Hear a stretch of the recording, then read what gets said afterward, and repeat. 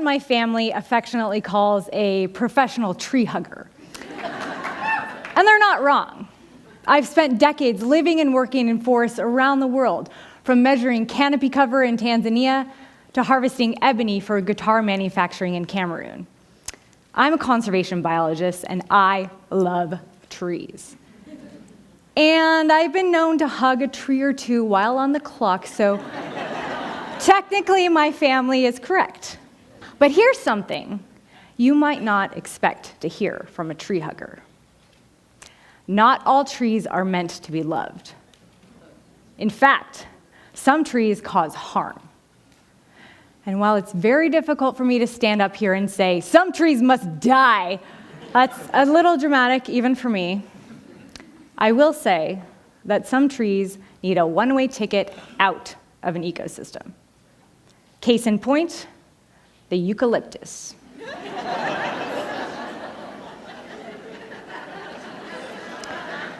Eucalyptus are a lot like a bad relationship. You know, when you're with someone who's seemingly attractive on the outside and smells nice. And then, before you know it, they're sucking up all of your resources, refusing to leave, and burning your house down. We scientists call that an invasive species. In regular English, an attractive bully. And in Southern California, that bully is flammable. Like, really flammable. Let me tell you how this came to be. Eucalyptus were brought to California during the gold rush of the 1850s. People needed fast-growing timber and ornamental trees, and eucalyptus delivered. What they didn't understand is that these trees are like giant wicks. Their leaves contain flammable oils, and their bark spirals off in ribbons, making them the perfect kindling for a wildfire. And unless you've been living under a rock, and frankly, at this point, I wouldn't blame you, you know that California has been on fire. And I don't mean that in the California, you are crushing it kind of on fire.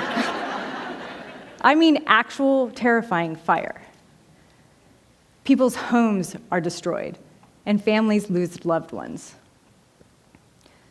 I'm talking about the over $250 billion in damage kind of fire. In January of 2025 alone, 14 wildfires burned through Los Angeles County, burning an estimated 60 square miles. That's like the entire area of Washington, D.C. 18,000 homes were destroyed and 30 lives were lost that we know of. And eucalyptus was a major fuel source. Let's take a step back for a second. Ecosystems are exactly that. They are finely tuned systems in which plants and animals co-evolve over millions of years. Fast forward to when the human population explodes, taking over every habitable corner of the earth, wanting more, faster. We bring in invasive species and decorate with plants from the other side of the world and build golf courses in deserts. Add urban sprawl and climate change, and it's no wonder that these once benign, naturally occurring fires have turned into fast-moving, city-leveling infernos. Non-native eucalyptus plus a warming climate equals major economic and ecological damage and fire risk. But don't worry, it's not all doom and gloom. We can fix this, and we are fixing it. It's called restoration ecology. And examples of this are happening all over the world right now, from reforestation projects to agricultural rehabilitation to dam removal.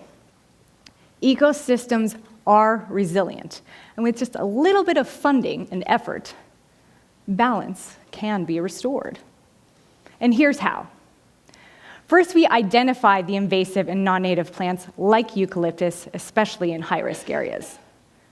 And then we remove them and replant with native species, which here in San Diego could include things like coast live oak that actually stabilize the soil, provide habitat for local wildlife, and help us fight climate change. So take it from this tree hugger. Cutting down invasive trees is not destruction, it's restoration. When we remove the eucalyptus, we create space for the native plants to thrive, creating better habitat for our local wildlife and safer water systems. But more importantly, safer neighborhoods for all of us. Restoration ecologists are rebuilding environments that are more balanced, more beautiful, and less likely to light your block on fire. So, have I got you all fired up? Cool. Just in case you don't have experience running a chainsaw, don't worry, we got you. If you see Patagonia-wearing, iPad-toting people using phrases like vegetation mapping and cutting down eucalyptus trees, do not panic. And please don't report them to law enforcement. Instead, you can wave and say, "Thanks for keeping my house from burning down." We're scientists. We know what we are doing. And yeah, we're not always the best communicators. We're aware of this. It's a thing. We're working on it. But we do know how to save species, restore ecosystems, and reduce fire risk. So here's your to-do list. Number 1, if you have eucalyptus on your property, consider removing it, unless you live in Australia where they're native, or call someone who can help. Number 2, always plant native species. Your local birds, bees, and butterflies will thank you. And number 3, hug a scientist.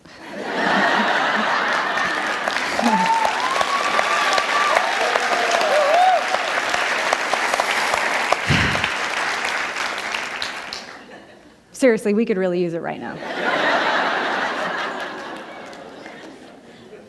Home saved, ecosystem restored, total collapse avoided, restoration essential. Tree hugging is optional. Thank you.